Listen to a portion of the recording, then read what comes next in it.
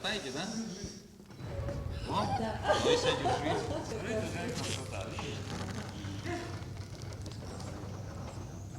На один день Абхазский драмтеатр распахнул свои двери для 12-летней Камилы Квернадзе, подопечной фонда «Керас». Экскурсию проводит сам министр культуры. Фойе театра, зрительный зал и, конечно же, главное театральное пространство – сцена. Вот основные точки экскурсии. Девочка явно впечатлена масштабами увиденного. Гудиса Агарба поясняет, что за этой красивой картинкой кропотливая работа большого количества людей. Пока актеры на сцене, за кулисами меняются декорации, работают осветительные и звуковые приборы. И световики, и суфлеры, которые подсказывают. Тут большое количество людей задействовано. Мы договоримся так, ближайший спектакль мы тебя приглашаем. Да, мы попросим, чтобы самое почетное, самое хорошее зрительское место тебе предоставили. И мы вместе с тобой посмотрим спектакль. Закулисье оказалось для Камилы не менее увлекательным. Здесь служебные помещения, гримерные, склады и костюмерная, где хранятся сценические костюмы. Это гримерная комната народной артистки Республики Абхазия Виолетты Владимировны Ман.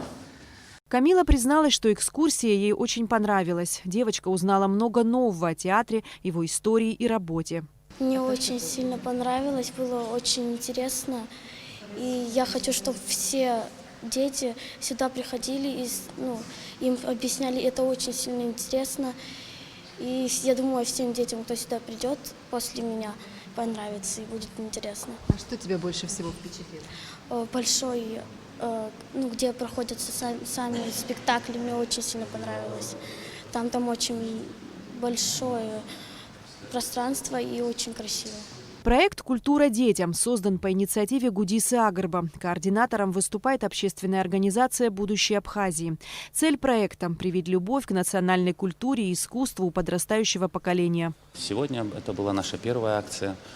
Мы познакомились с замечательной девочкой. К сожалению, в связи с известными событиями, в связи с карантином, с эпидемией, к сожалению, так случилось, что действительно желающих детишек много, но на этом этапе мы приняли решение провести первую акцию в таком формате. У нас есть объекты историко-культурного наследия, у нас есть значительное количество объектов культуры, учреждений культуры, о которых хотелось бы побольше рассказать.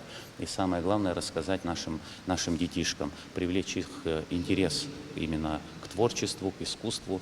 И мы думаем, что этот проект, он интересен, и по результатам, допустим, сегодняшней нашей встречи, нам кажется, что нашему гостю эта встреча понравилась. Проект «Культура детям» обязательно получит продолжение, охватывая различные объекты историко-культурного наследия нашей страны. Эсма Голанзе, Тамас Чиковани, Абхазское телевидение.